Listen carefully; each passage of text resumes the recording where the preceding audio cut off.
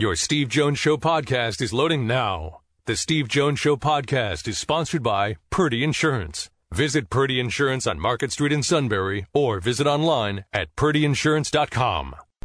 It's all part of the talk show announcer exchange program. He is one of the best in the business, without question. That's one thing about hearing Sirius. You hear all the good stuff all the time. And Bill Riley is one of the best. He is the voice of Utah football. Bill, great to talk with you again. You are too kind, Steve Jones. The check is in the mail. Anytime, and I do take direct deposit. All right, so, Bill, I want to go back a year ago, and I don't mean the Rose Bowl. I want to go back to the beginning of last season. Charlie Brewer transfers in from Baylor. He is the starting quarterback. Kyle then decides to make the big move, and he inserts Cam Rising at quarterback, and Charlie eventually transfers and ends up at Liberty. What did Cam Rising bring to the table that was immediately apparent that it was the right move? Let's go even a year further back to the COVID year, Steve, of 2020. Cam Rising was the starting quarterback. He was the guy, but on the third series of the first game against USC, he dives on a loose ball and tears his labrum on his throwing shoulder. So he's out, and Jake Bentley gets inserted. It was a disaster. Bentley had transferred in from South Carolina, but Rising had won the job in 2020. They loved him. He had transferred in from Texas, sat out for a year.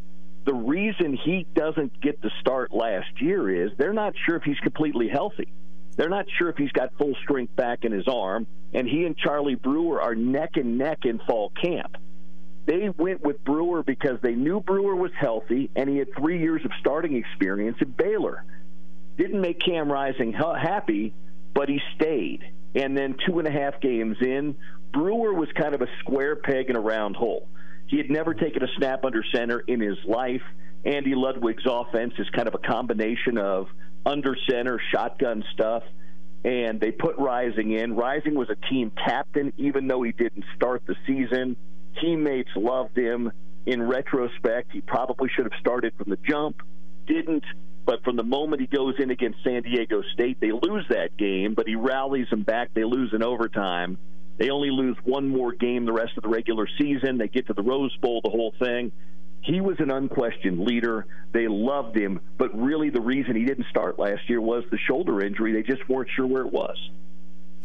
Bill, I just feel like every time I watch Utah play, and because it's the Pac-12, I actually get to see them play a lot. Every time I watch him play, I just feel like he gives the entire offense swagger. It's so funny you use that word, because the game that really turned it all last year was the USC game at the Coliseum.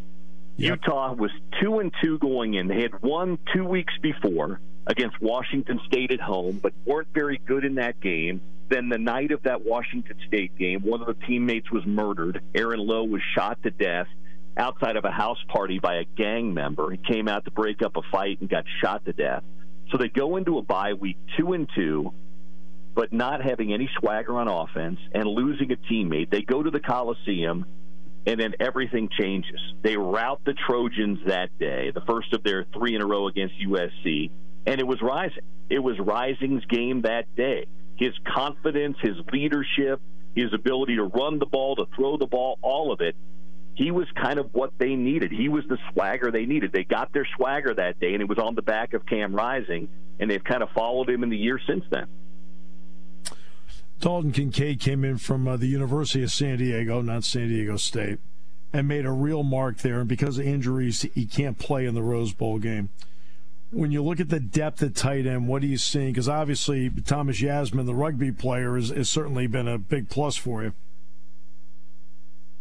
Yeah, that's been it. I mean, really, they lose 2 tight ends. I mean, Brant Keithy was actually the guy. He was kind of an in-betweener. He was playing a little wide receiver. He's kind of that hybrid. Kincaid was more of a true tight end, kind of in the Travis Kelce mode. And so, you know, he's played the entire season. He's been fantastic, but he's been beat up really the last month or so. Made the decision on Sunday to heal up for the NFL draft. Nobody begrudges him that. He gave his body this year, the last couple of years for Utah. They've got, they've kind of become tight end U out west here. They've got this kid Yasmin who had never picked up a football until 5 years ago. He's all of a sudden emerged. He's as tough as they come and is actually really good running after the catch. Got a few other guys, too, that are backups there, too. They certainly don't have the depth without Kincaid there that they did before. They've got some other guys in the pipeline they like an awful lot. But Yasmin's probably going to be the primary guy now with Dalton Kincaid down.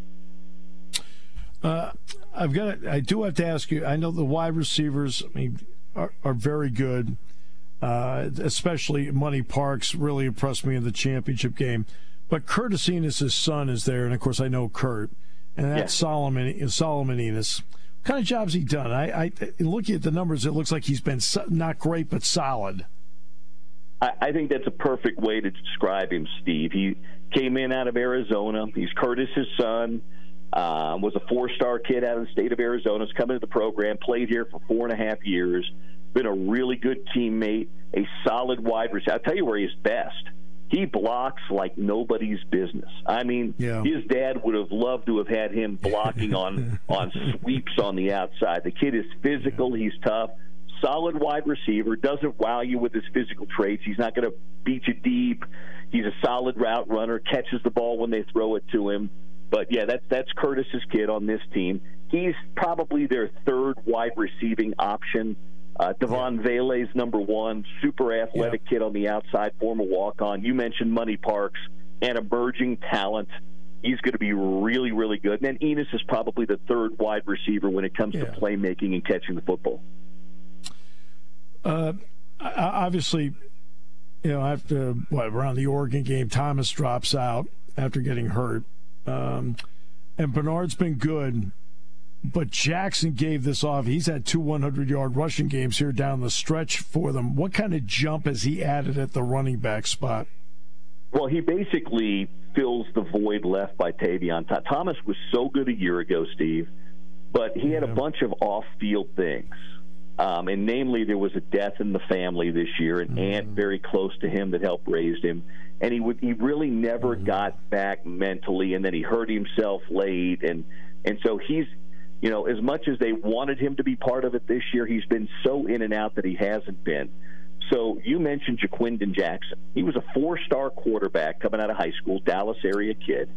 Went to the University of Texas, way down on the depth chart, decides to transfer because Ty Jordan and Aaron Lowe, the 2 young men who were killed in the last 2 years, were here. They were friends of his from high school. So he comes in here. He battles for the backup quarterback spot to Rising, loses out. So what usually happens, Steve, in this day and age when you lose, when kids today aren't given immediately what they want in college football or college basketball? Well, let's hit the transfer portal.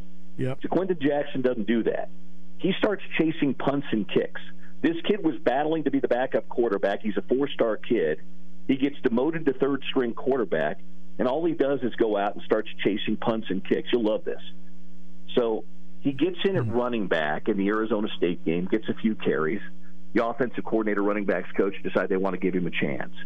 And so he gets 7 or 8 carries, picks up 30, 40 yards. We talked to him on the post-game show, and I said to him, Jaquindon, I said, it's pretty amazing that, you're getting this second chance. I said, a lot of kids would have entered the transfer portal. Why didn't you do that? He said, well, I thought about what my buddy Aaron Lowe would have done. And when Aaron came to Utah, he thought he'd be a starting corner right away. He got here for 2 years. He wasn't. He was a backup and a special teams guy. And I thought about Aaron, and Aaron didn't quit, so I wasn't going to quit on this team either. I got to tell you, it got dusty in the broadcast booth. Then I relay that message to Kyle Whittingham when we do the coaches show 2 or 3 days later. I've known Kyle Whittingham for 18 years. He's become a little bit more emotional in his older age as a grandfather and other things. He got choked up on the air hearing that. He's a team guy through and through.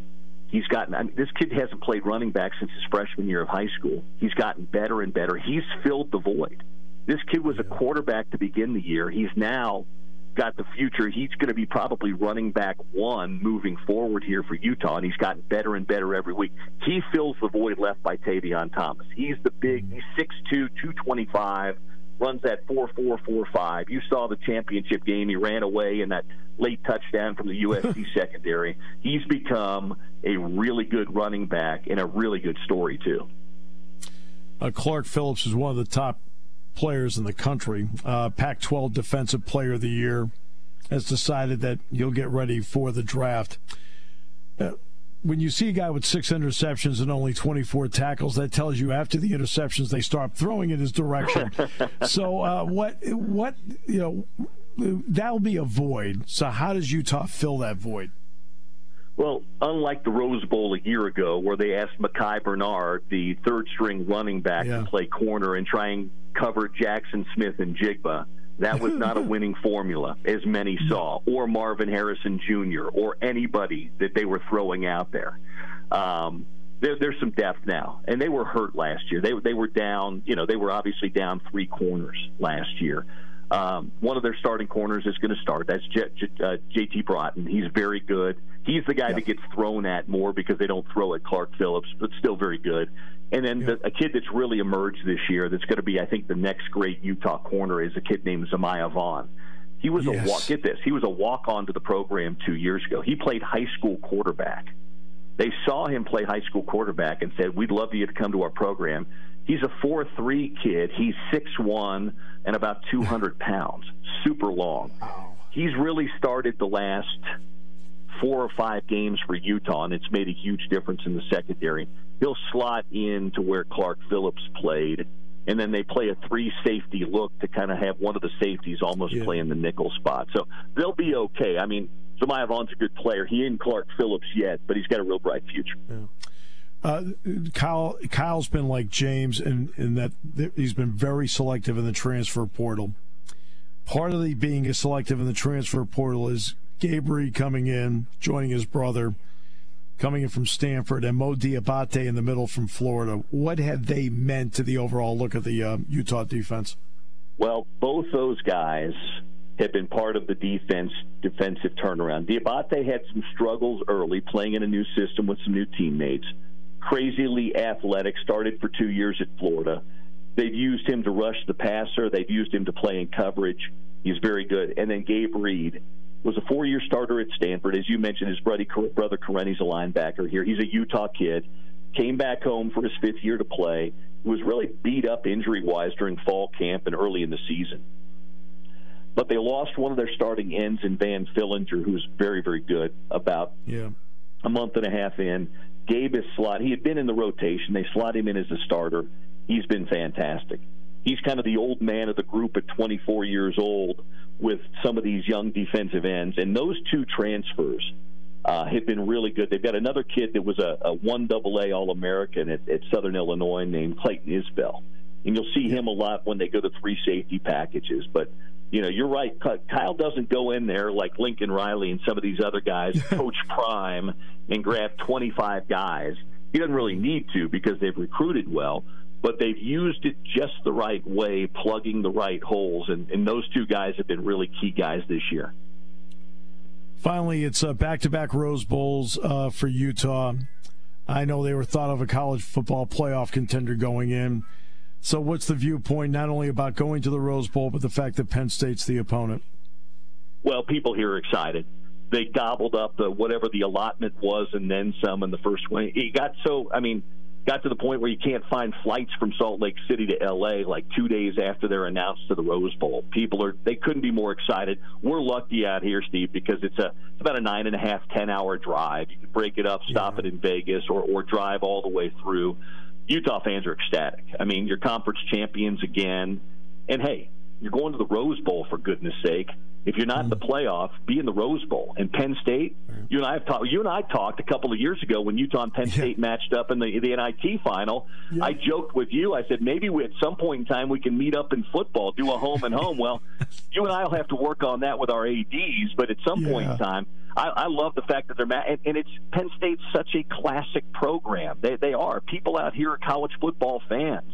And in going to the Rose Bowl and getting to play Penn State is awesome. Ohio State was great a year ago, but to be fair, Ohio State's fans didn't travel. There was a little, playoff disappointment until about the second half. The players didn't seem to be too into it.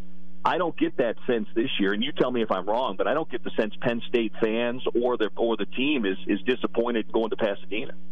They are thrilled. They are thrilled. I can't wait to get out there. I can't wait to get out there and also get a chance to catch up with you again face-to-face, my friend. Thank you so much for the time today. It's been a lot of fun. Hey, Steve, thanks. Tell the Nittany Lion fans we look forward to seeing them down in Pasadena, and I'll talk to you soon.